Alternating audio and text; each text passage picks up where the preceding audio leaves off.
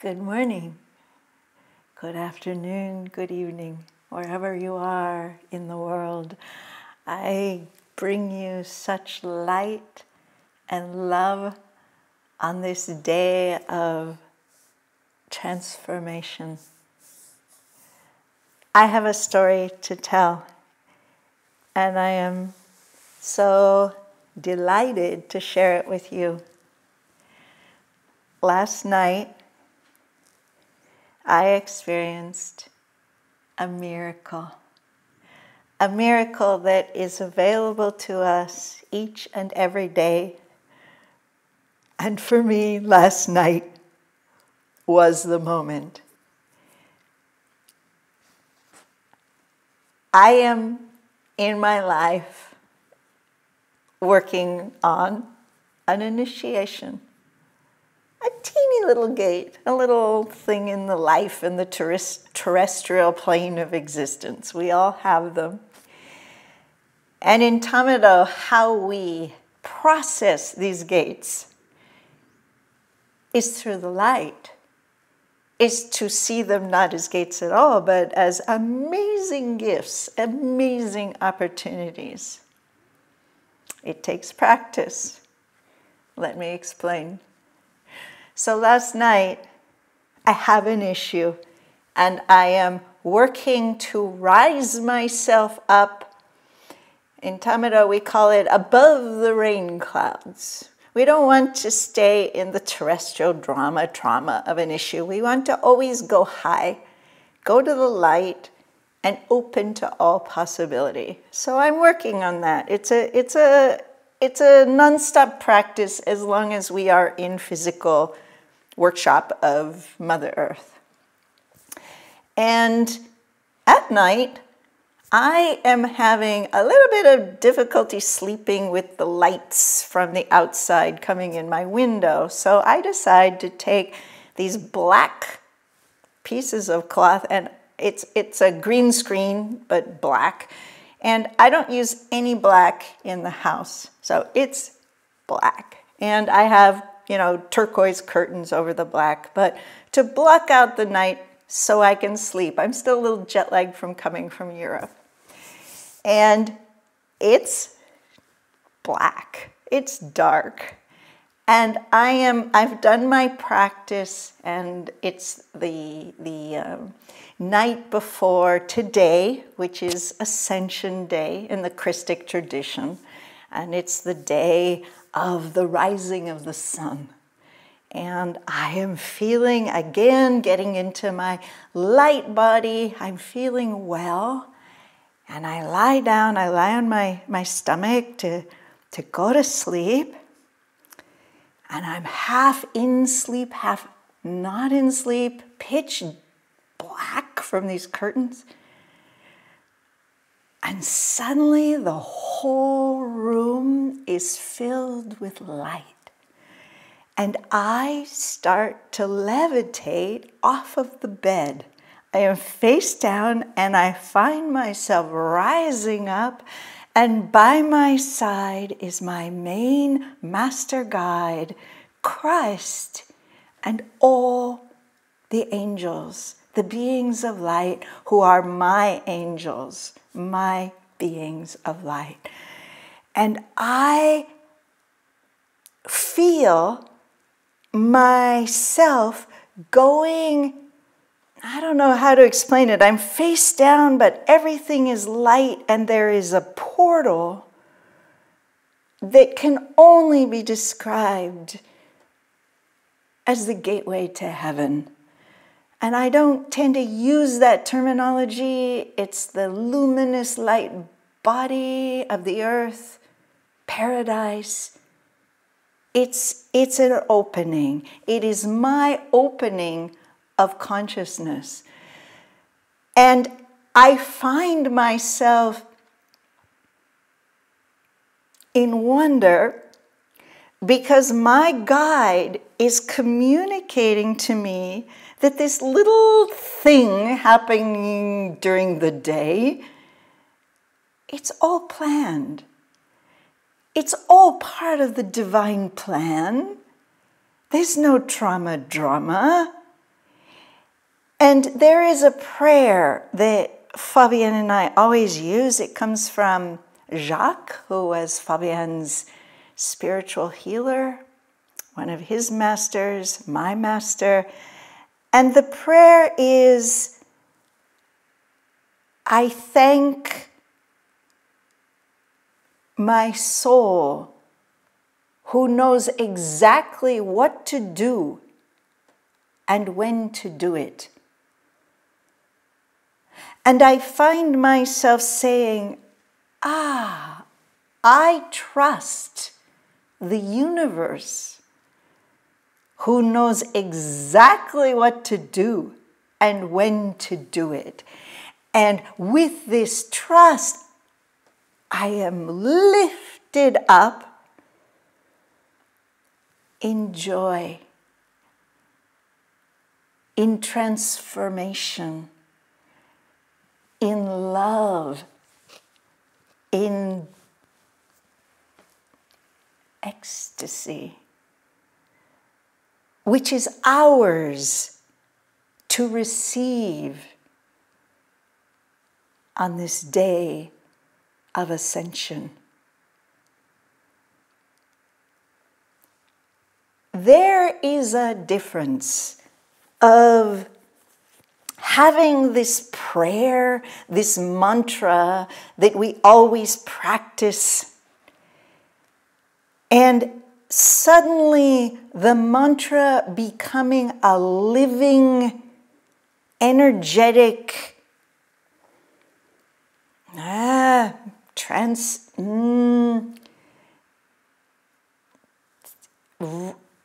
spaceship. The mantra becomes a living organism. I'm not quite sure how to say this. That propels me into the light. It is visceral. It is physical. It is reality. I have been practicing this mantra for many, many, many, many, many years, and it makes me feel at peace. It makes me feel, yes, I let go, I'm not in charge, and it's okay. I have never experienced the expression of the words, the mantra, to teleport me into the light, to achieve illumination. And the funny thing was, I achieved the illumination, and then the words are pouring down. I didn't sit there and go, okay, I'm going to say the mantra and I'm going to shoot up. Although I have learned, that's the key. I can do that now. Because the practice I do in Tama-Do, with the sound, with the color, with the movement, with the meditation, with the prayer, what are we doing? We are creating a pathway for our soul to connect with the light of the hierarchies, to activate the light within. And I got the gift. Last night, I got the gift. I got the message. It's not your problem. It is only for you to observe, because we are taking you through a process of transformation. Trust the universe, who knows exactly what to do and when to do it. And in that trust, be in the light.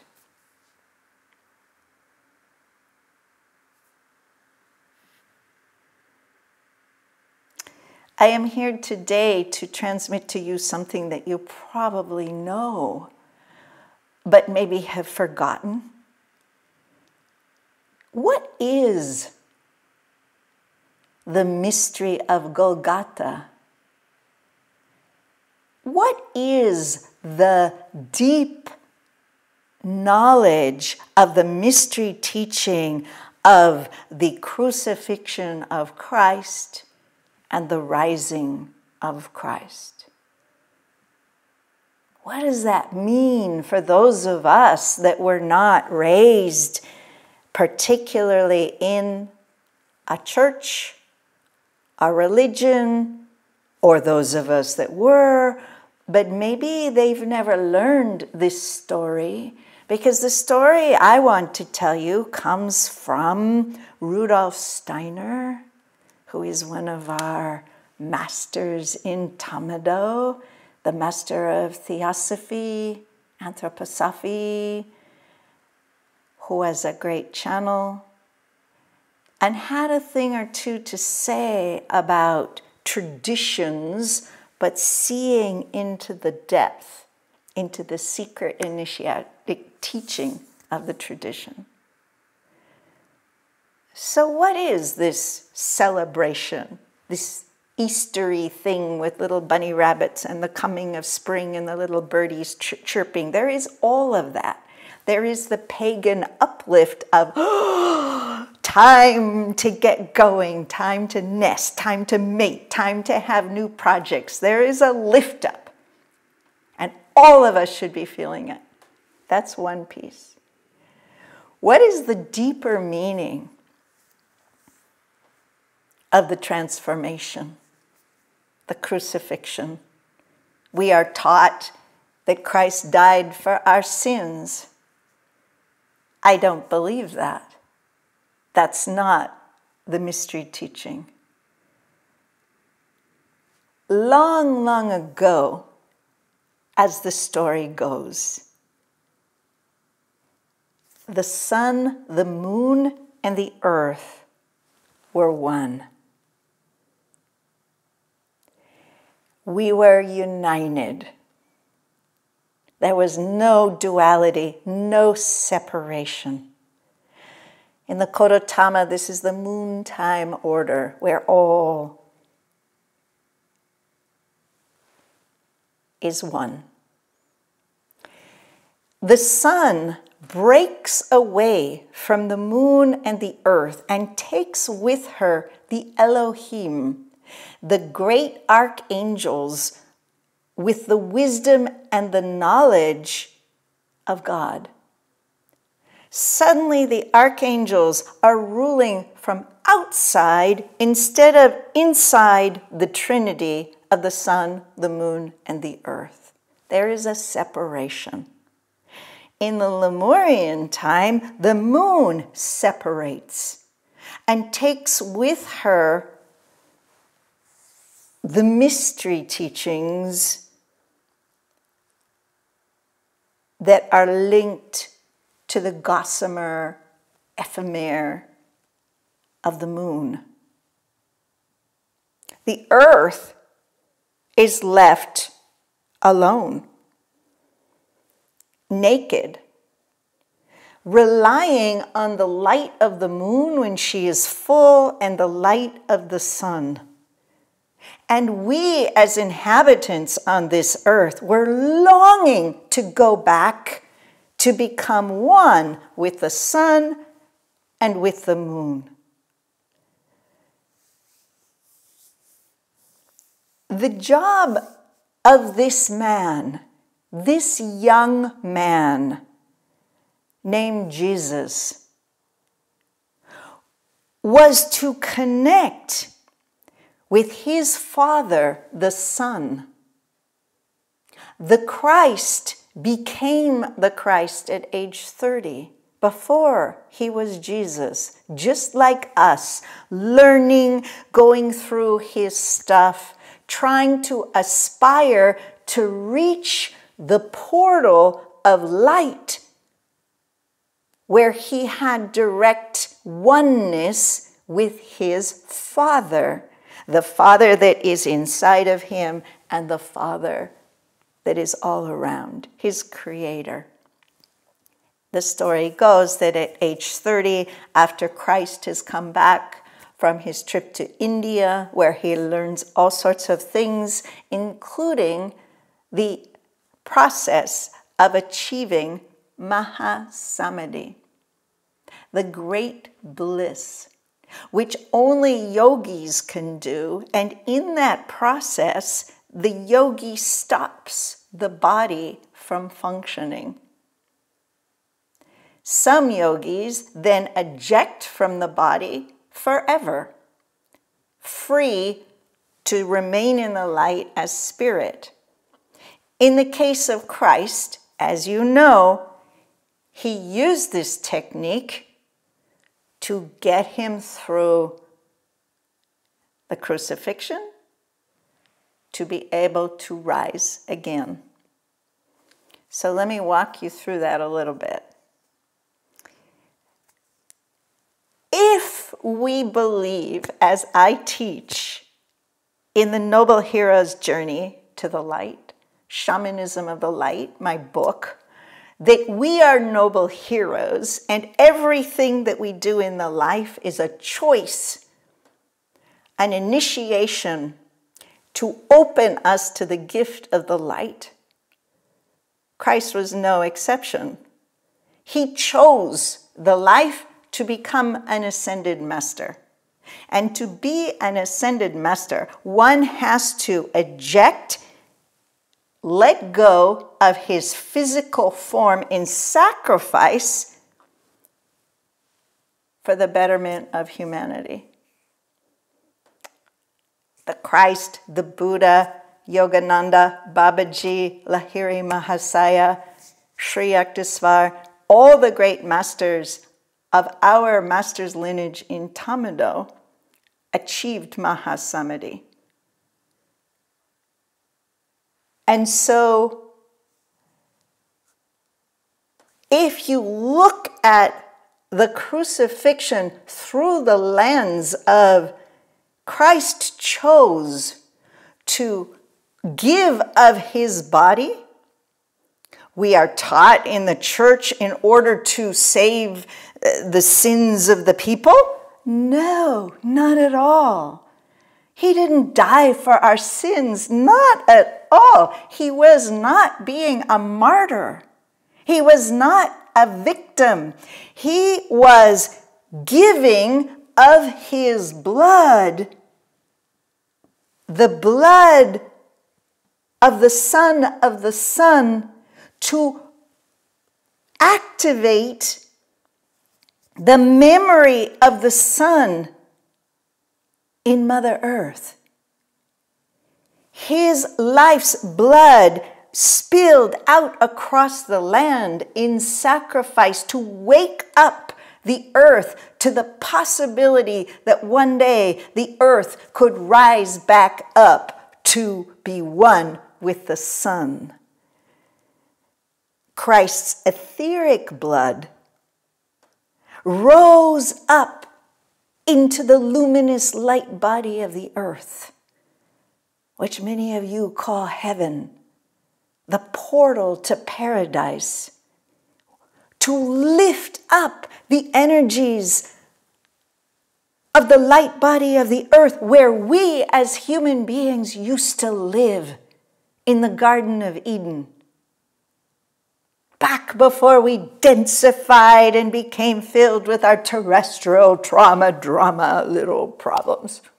We were living off of light. The tree of life was light. We did not need to eat food. We ate light.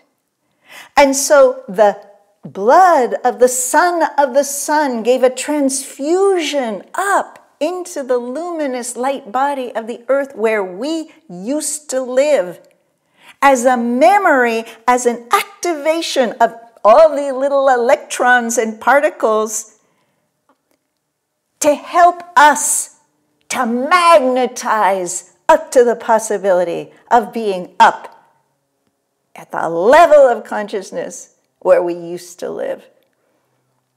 When the humanity took that fruit, it wasn't the eating of a fruit with a snake and Eve is a terrible person. Not at all. The touching of this fruit, the fruit of the knowledge of good and evil, densified us. We coagulated And we stopped just being a light body, a body of light, and we became the human dense form that we know today. But the mystery of Golgotha, what is Golgotha? It is the hill where the cross was, where Christ was crucified. And the mystery is that his life force, his blood, activated the memory so that once a year, if we link to the mystery of Golgotha, we can feel the rising up and touch the Garden of Eden. And last night, I was in it. I received the mystery, as can you, each and every day, and certainly today. It takes consciousness. It takes the practice of Tama-Do. It takes the sound, the color, the movement, the clearing of the way, so that I was so open to receive the mystery. So when the Christ was being crucified and his body was being deconstructed, dematerialized in a very violent fashion, the